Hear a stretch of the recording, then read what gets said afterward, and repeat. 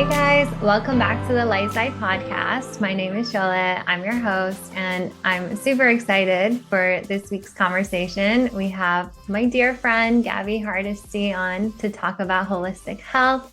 I actually met Gabby at our yoga teacher training in Maui in Hawaii, and she's such an incredible soul. I'm so excited for all of us to hear from her.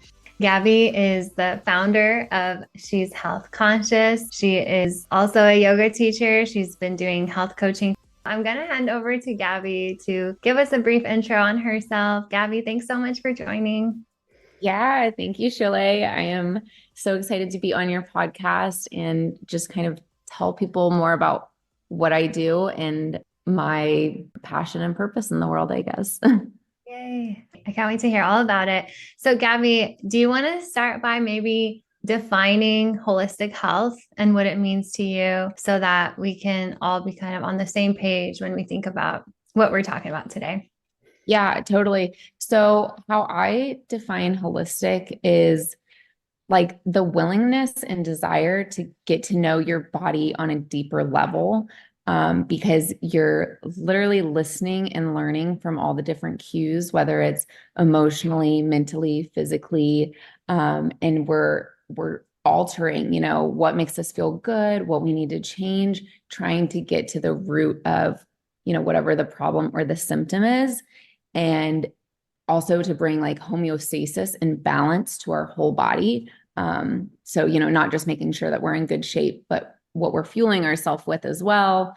And, informing people on the interconnectedness, how what you put in your belly, what your gut is going to affect your brain and your mood.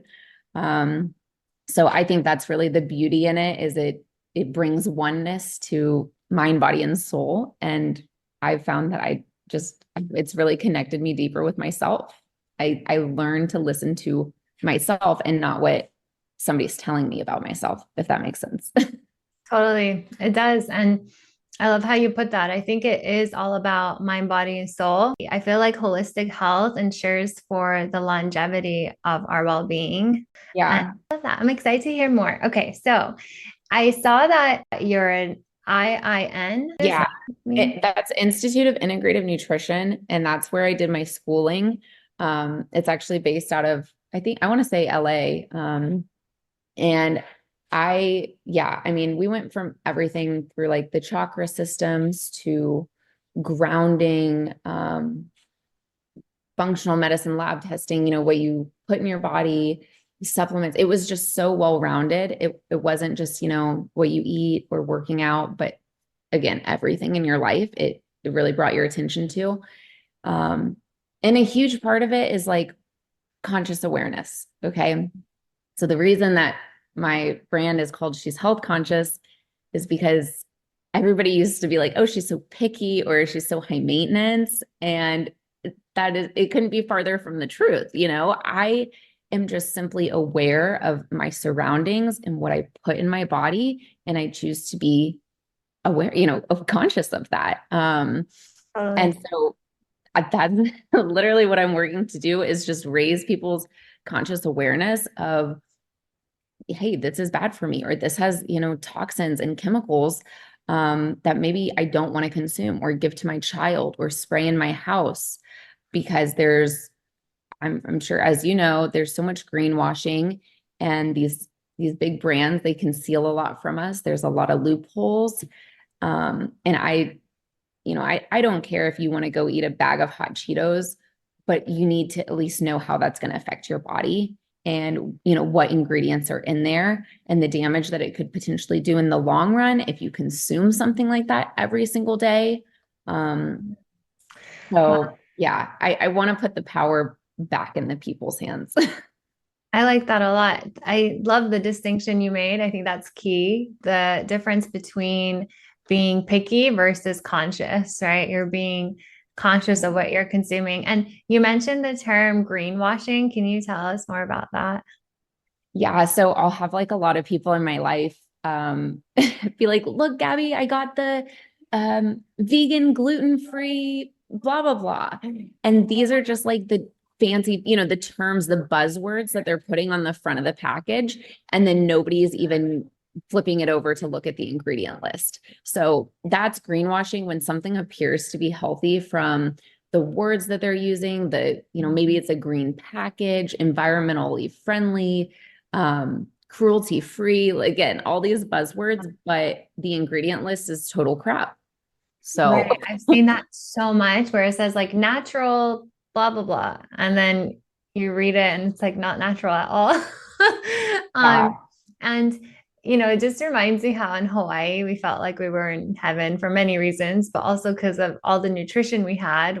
It all kind of makes sense how you yeah. feel about it, because I remember you looking at all the ingredients for things. And so I remember being like, Gabby, can you tell me, can I eat this? Just, Yeah. When we'd go to any gas station. and it's all bad. Yeah. I'm just kidding. But no, some things were not bad, right? You But you have to know what to look for, and it's empowering when you do, okay, these brands are good brands. Even just looking for short ingredient lists is a great place to start. I mean, if anything has more than 30 ingredients, like, do you really want to be consuming it? And if you can't read the ingredients, that's another big red flag. I shouldn't have to Google what these are. I want to see that I'm eating real food, milk, eggs, cheese, wheat, whatever. But you should know what you're eating. I love that as a rule of thumb. Like if it has more than, you said 30, what I would you mean, suggest? Yeah, because I love that you just said, like, if you have to Google it, it's probably not good for you. yeah. Okay, I'll give a really good example and a shout out to this company I really like. Um, it's a St. Louis-based ice cream brand called Ice Cream for Bears. And their mission was to create like clean, simple, healthy ice cream. Because if you go and you look in the stores, it's all going to have natural flavors, which we don't really know what that is. And B, it's, I mean, it's a list of long ingredients that all you need to make ice cream is egg yolks, sugar, milk. I mean, that's literally Wow. it. And so they took it and tried to do it as clean as possible using regenerative grass finished cows, raw honey, and pasture raised egg yolks. And their ingredient list is literally 3 to 4 ingredients, and it's delicious ice cream. Wow. But it just proves that it doesn't need to be complicated. You don't need all these chemicals, stabilizers, gums. You really can just do it the natural, simple way. I saw that ice cream on your story and I looked it up and I saw they sell it at Sprouts. By the Yeah. way, if you don't follow Gabby, follow her. I'll share all her information in the show notes. But I love knowing those things, right? It helps you know what you want to eat. And also, I love how the conversation naturally progressed to you giving the tip. I think like I wanted to ask you, like, how can people like simply know what to grab? And I think what you just said makes it so easy and tangible to just remember next time we're shopping, to be conscious. And, money always plays a role.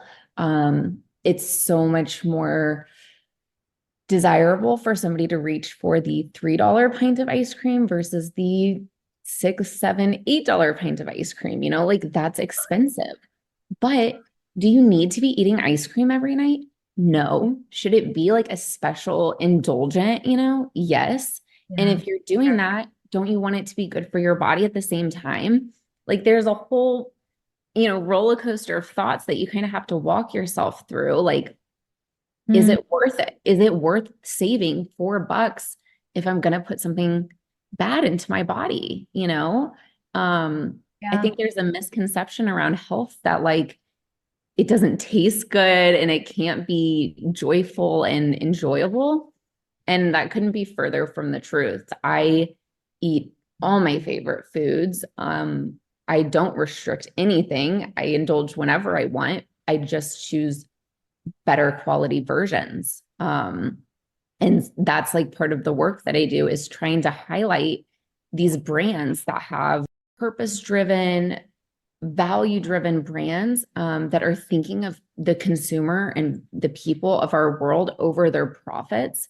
And I really try to highlight them so people know, hey, I can trust this brand at the grocery store, and I want to support them because there's nobody else on our shelves except for this one brand who's doing it the right way. And, you know, a lot of these brands, I can talk to the founders like on Instagram. They're real people. They're not these mega corporations you can't get through. And I just, I really try to preach with people to vote with your dollar because, you know, who are you supporting at the end of the day? Is it local farmers? Is it big corporations that are polluting our earth and our bodies? Right. So, yeah. Wow. And when you think about it, like we spend like that $5, $10, $20 difference in other ways.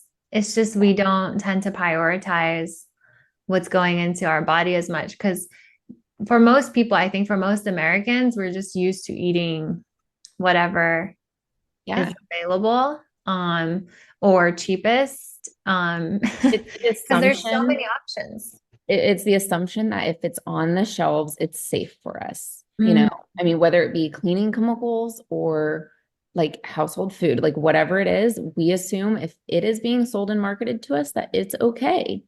Yeah. And it's just not the case when you dig into it. This became really clear to me in college when I was in business. I was taking a few business marketing classes, and one class we were talking about how the FDA knows that Coca-Cola and a lot of other companies use like these fake sweeteners in substitute of sugar so they can like market it as low calorie or low sugar, you know, just and they're also aware that it's been scientifically proven that these ingredients cause short-term memory loss and they're just really bad for your brain.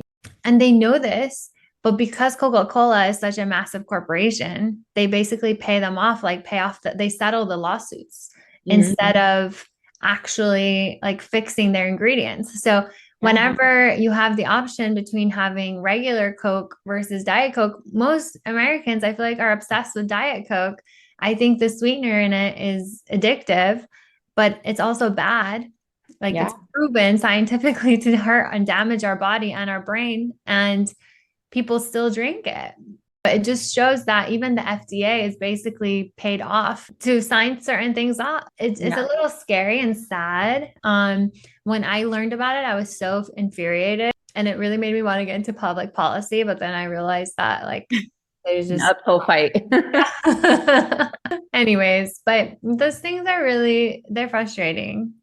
Yeah, it is. And that's why like when we were in Hawaii or when I go to Germany or really anywhere in Europe, it's so much more attainable and accessible to live a healthy lifestyle because they don't allow, I mean, our cosmetic industry, our chemical, our food supply, they don't allow half of the products and ingredients that we do in the US to hit their shelves or to even be in their country. So you don't have to try so hard to search for healthy alternatives and, you know, non-toxic things like you do here. I probably wouldn't, you know, make as much money if I lived in one of these places because people are just living life that way. And that's the standard. That's the norm. Their government is like protecting them and shielding them from those things.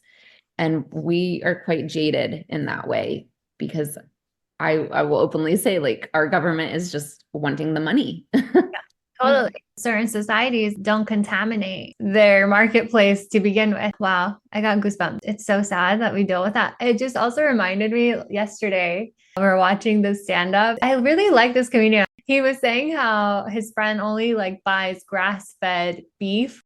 In any other country, it's like them telling you that their 4-year-old is sober.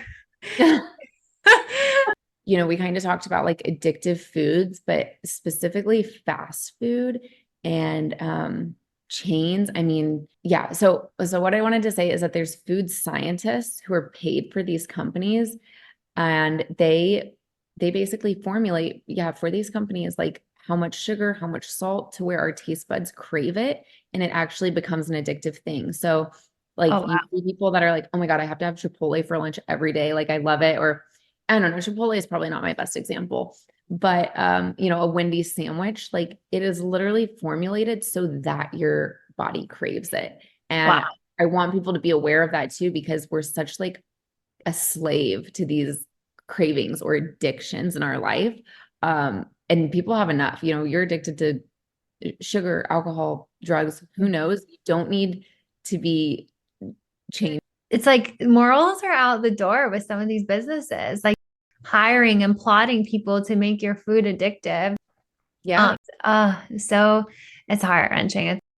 Yeah. And it makes sense. I mean, we've all had it happen to us where it's like, I could eat this whole bag right now. It's so Yeah. good. But they did it that way on purpose. Right. So you go to the store and buy another bag tomorrow. Right. It's all about money. Mm-hmm. Yeah. He's at the grocery store and this mom and dad were kind of arguing like which pack of string cheese to get because the cheaper non-organic brand had way more. And then like the other kind was organic and not as many.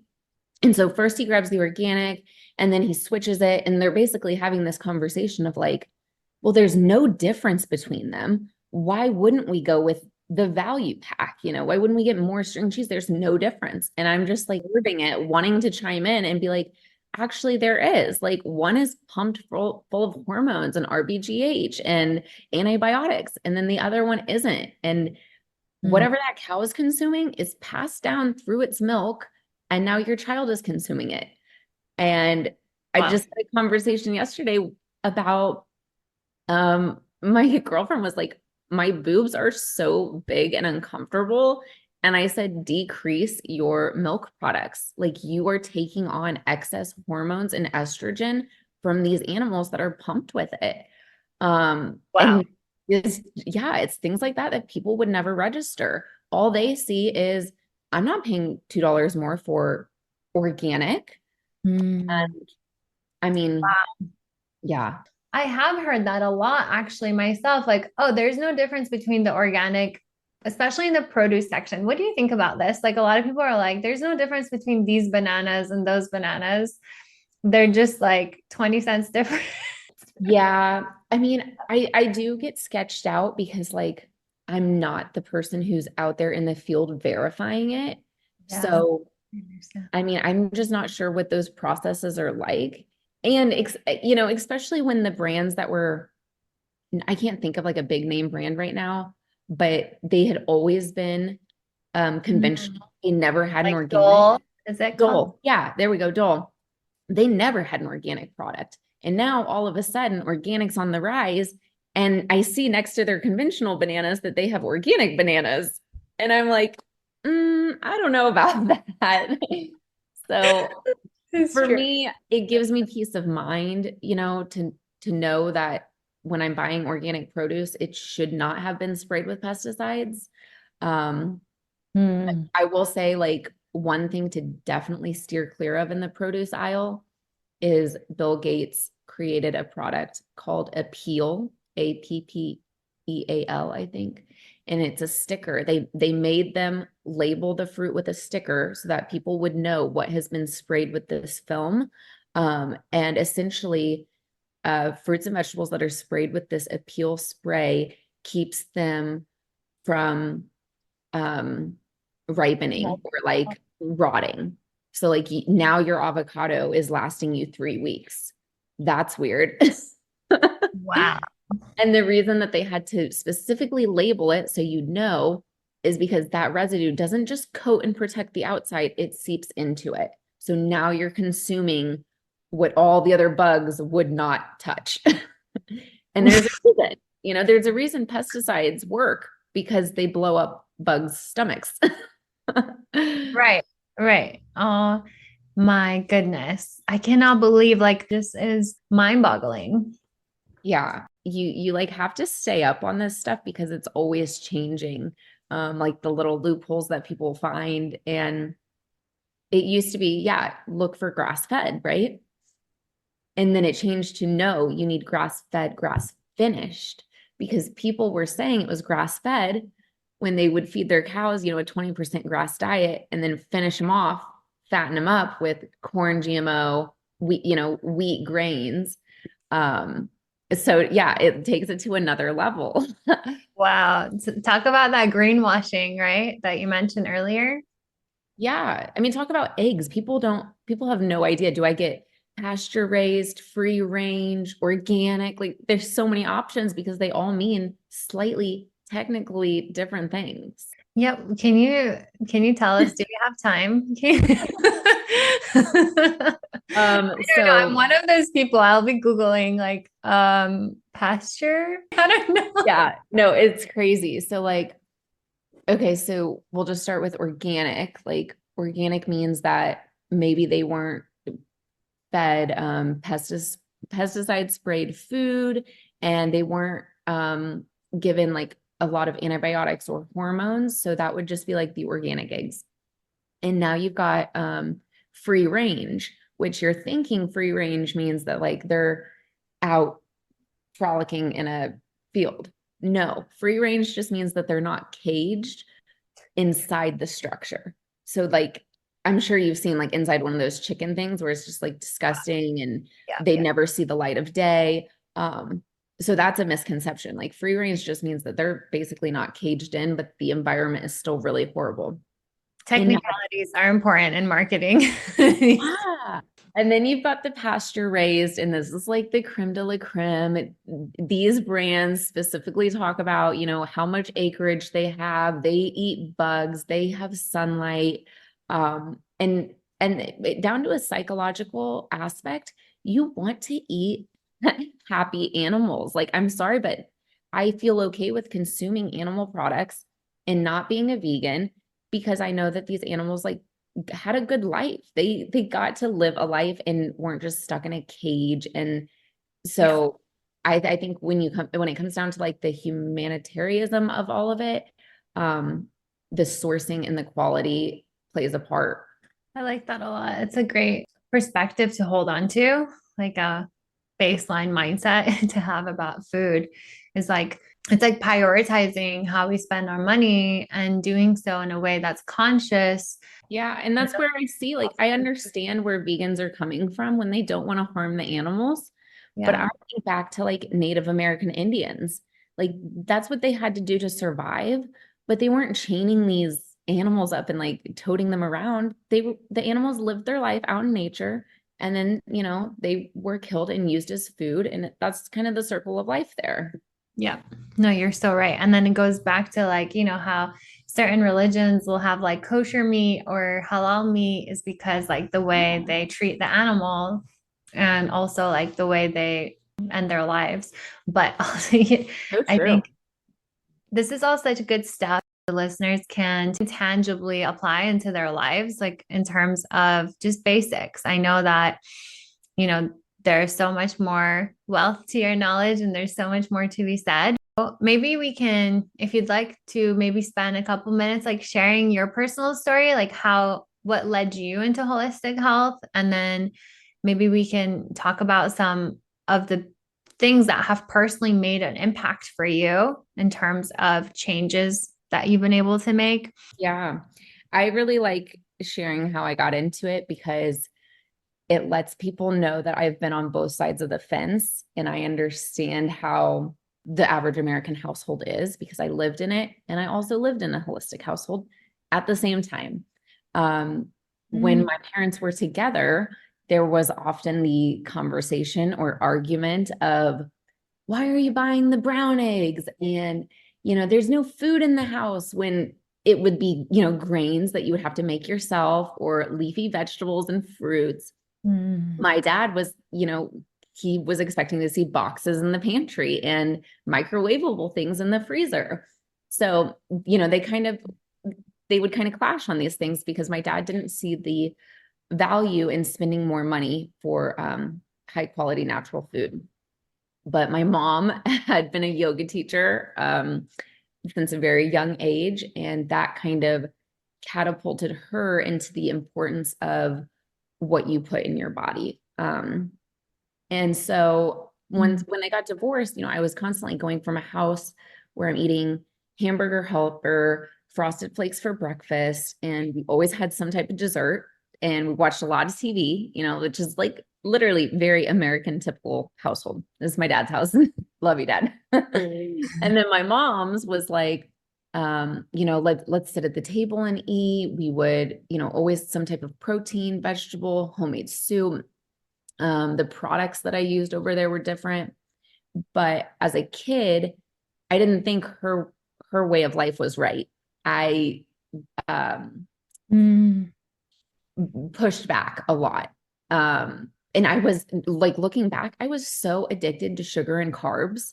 I didn't want anything my mom tried to feed me because my taste buds were hijacked by, what I was fed at school, eating candy with kids, and what I had at my dad's.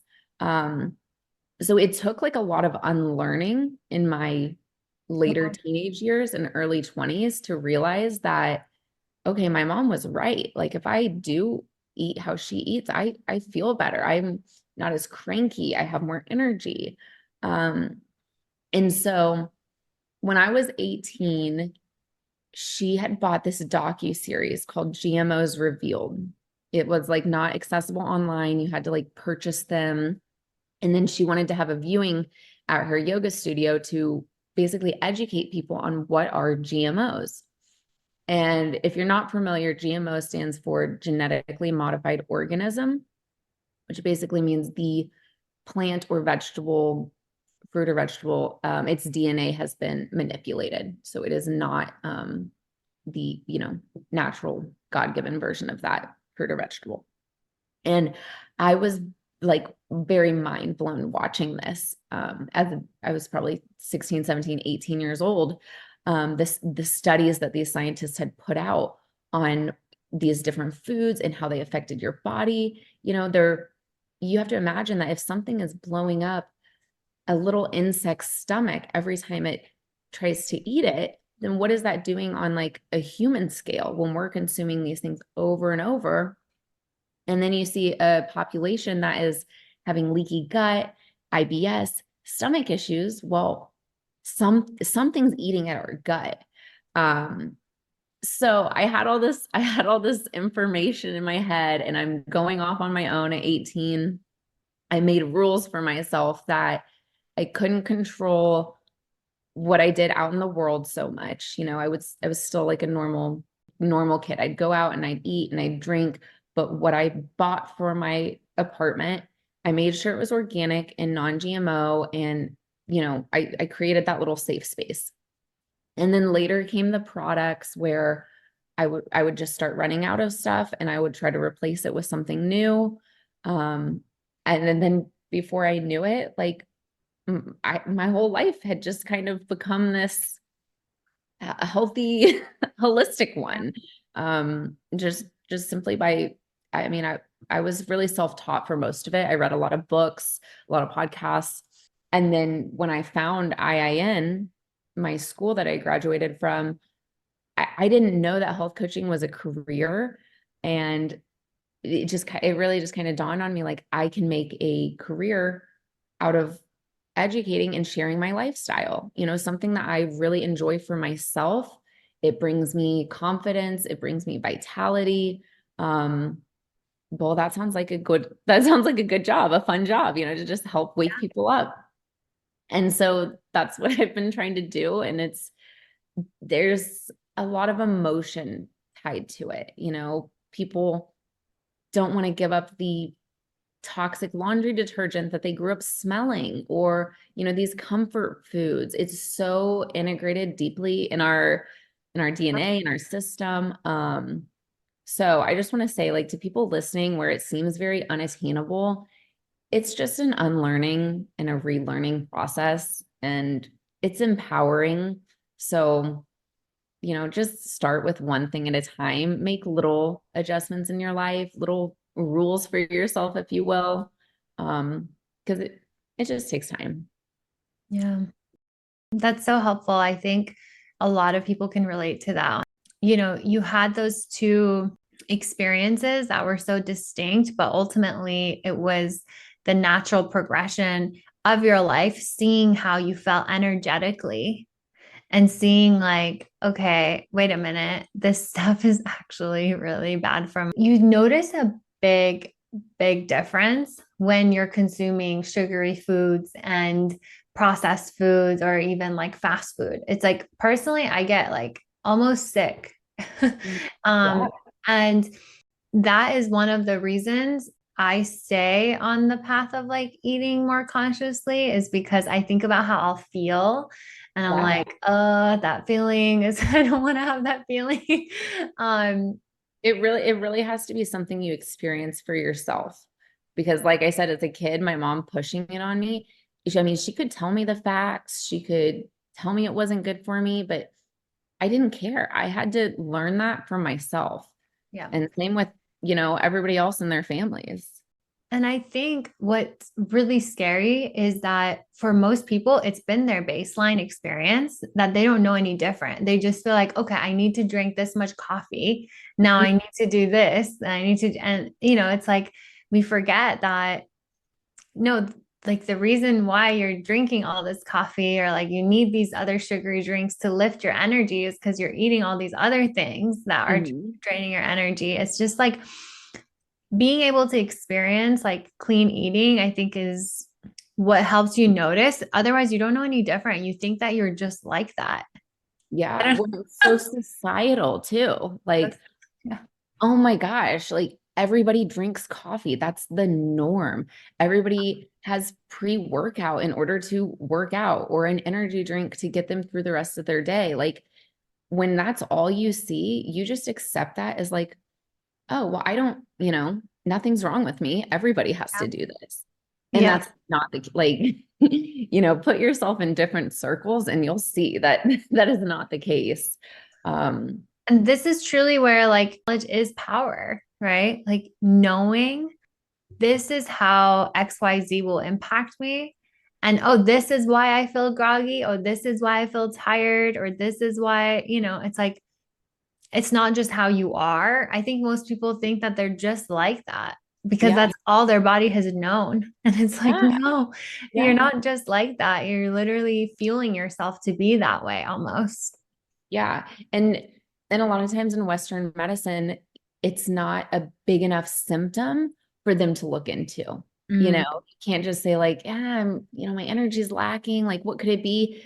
They're not going to go prescribe you diet and lifestyle changes or even really run any tests on you unless something is majorly wrong.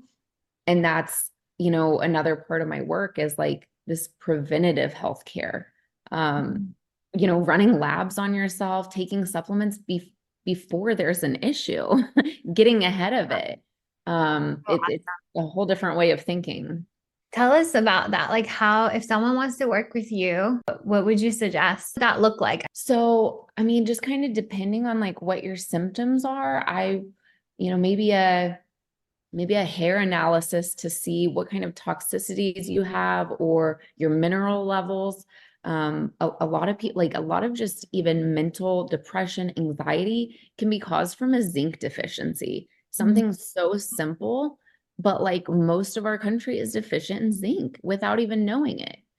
If you're having gut issues, I would probably have you do a stool test or a urine analysis, and these are all kits that I can just send to your house and then you mail in. Some things require a blood draw where you would just go to a local Quest. But again, it makes it like really easy and accessible for you to do without having to be in like a hospital or I don't know, anywhere yeah. weird. Once I get the results, I consult with an integrative doctor. He's world renowned. We talk, go over your labs, and then, from then it would be seeing maybe some high quality supplements that you need or diet and lifestyle changes and just really like whatever area that I can support you in. And then we check up, 6 weeks from there, whatever you could retest or just readjust maybe something in your plan. But yeah, Wow. that's kind of, Awesome. You and I, when we were at the yoga retreat, we learned a lot about Ayurveda and how that's such a self-healing tool. Do you incorporate any of that into your health coaching? yeah. Well, and just in my like personal life, I love Ayurveda. It's a lot of herbal remedies and a lot of self-care, I'd say. Um, just even simple acts like, people are always like putting lotion on, but how often do you actually like take the time to really like be with your body? Give yourself a self oil, self massage. You scraping your tongue in the morning and like removing the bad bacteria that you would just be swallowing down. Getting that out of your body. And I know you're big on the lemon water, like flushing your system. Again, something so simple and attainable for people. So yeah, I love Ayurveda and incorporating it any way that I can. Totally. What I really like about Ayurveda for anyone who's not familiar with it is that I feel like it does provide you with almost a blueprint to your body type, like based on your tendencies. You can take a quiz online to find out your body type. There's like the fire and pitas, right? Kaphas are like the earth, water, and then vata is But what yes. Gabby and I are. And I think it is super helpful to know this about yourself because then you can also self remedy in a way, right? Like you can, like for me, I know that eating a lot of cold stuff isn't going to help my digestion and just how I feel. Like I'll have a smoothie and I'll be cold for like 3 hours, but I love smoothies, but it's like, maybe I just eat my vegetables in a soup or in a warm harvest bowl or whatever. No, I'm really glad you brought that up because that like my whole training and philosophy and everything is very bio individual, and that's Ayurveda kind of puts you into 3 different categories, but still making it individual for your body type, in your, I don't know, constitutional makeup, whatever they say. And yeah, like you said, me being a Vata too, I don't do well with salads and smoothies where that's kind of what we see on Instagram. Like if you want to be healthy, you have a smoothie for breakfast, a salad for lunch, but that is not that doesn't work for everybody's body. I feel so much more nourished and satisfied when I have a warm hearty meal and my body processes it better. I get more fuel from it. So no, definitely people can take away that, like, don't follow the trends, like listen to how you're feeling because sometimes the healthy things aren't healthy for you specifically. Totally. I feel like I was always forcing myself to do those things like, oh, I need to eat this big salad because it's going to be good for me. And I need to drink a smoothie, but I wasn't, I wasn't loving it. Yeah. If anyone is looking for indicators as to like self-healing, self-soothing, is like asking yourself, like, how will I feel afterwards? Like, how do I usually feel after X, Y, and Z? A lot of times we are seeking short-term gratification, whereas like that short term sometimes is only literally 30 minutes or an hour. Yeah. And just to expand on that, like, yeah, check in with yourself, ask yourself questions, notice how you're feeling. So many people think that they're bloated all the time, but then when they actually start to pay attention, they figure out that certain foods are triggering it. So again, just like being very conscious and present with yourself and everything that you do. Totally. This is all super helpful, Gabby. I'm loving this conversation. I feel like we can go on for so much longer. Maybe one or two last questions. Everything so far, I feel like has been very practical in terms of applying it to our lives.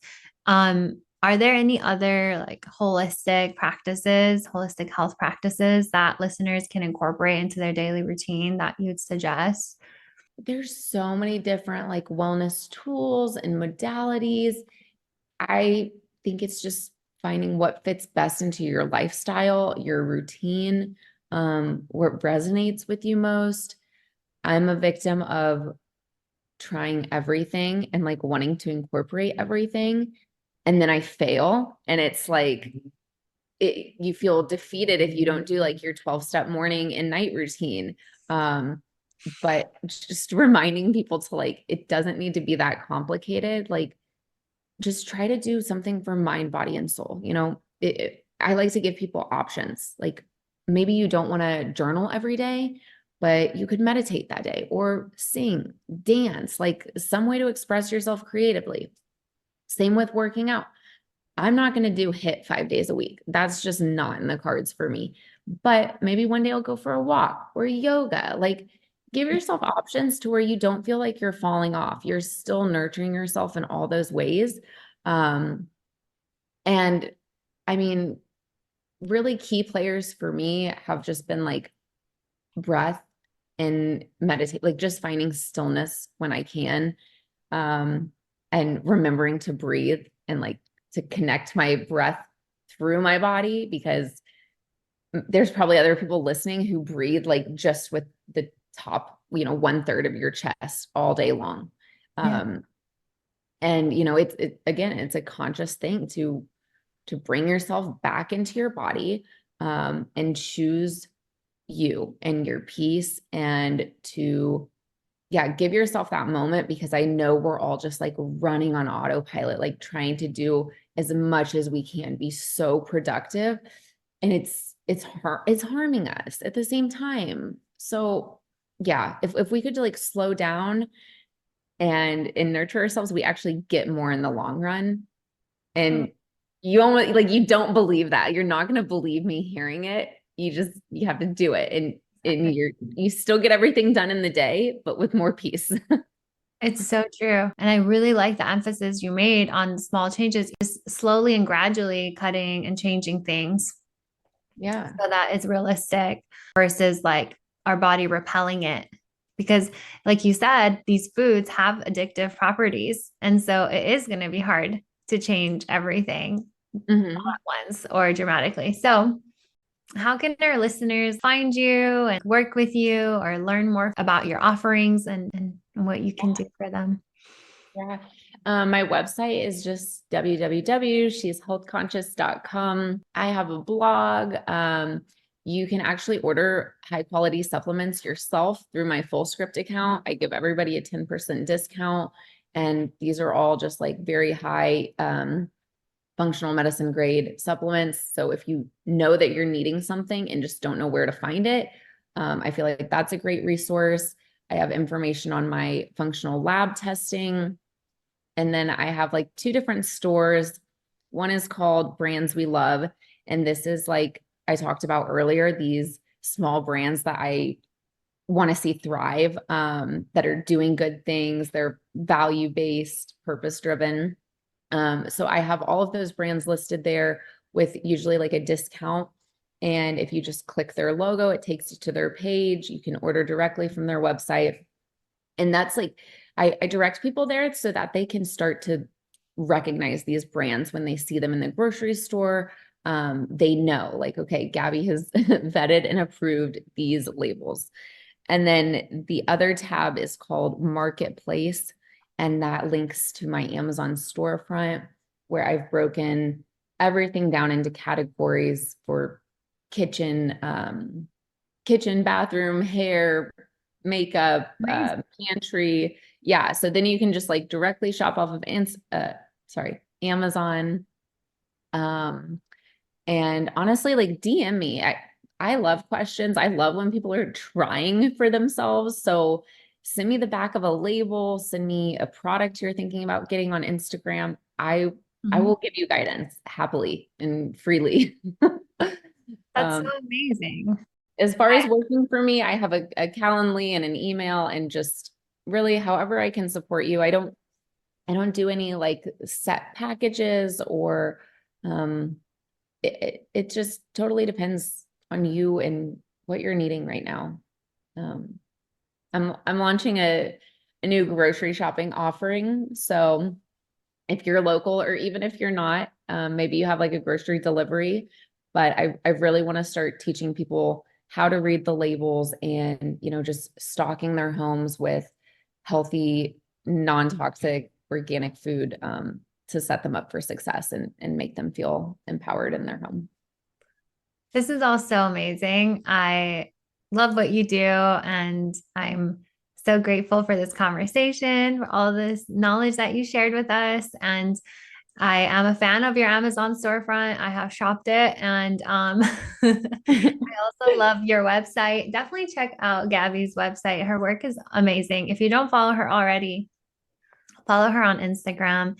She shares fun bits of health stuff that you can add to your life and make your life more conscious and healthy. And so all of this, Gabby, again, we can talk for so much longer. We'll have to have you come back on and talk about more in depth on any topic. Listeners, please let us know what you thought. Let us know what you want to hear more of. Feel free to message Gabby as well. Let us know any of your thoughts and feedback. Yeah. If you guys are interested in, all the mindset work that Cholet does, and also, about living a healthy lifestyle, we are in the process of planning our first retreat. So stay in touch with us. We would love to connect with you in person. Yes. We're so excited. We're so excited about that. You can't see our face, but we're smiling from cheek to cheek. More exciting news to come. A lot more to come on that. Gabby, thank you so much for joining us today. It's such a pleasure. It's so good having you, and can't wait to continue to learn and grow with you. Thank you, Shilly. We'll see you guys next time. Thanks everyone for joining in.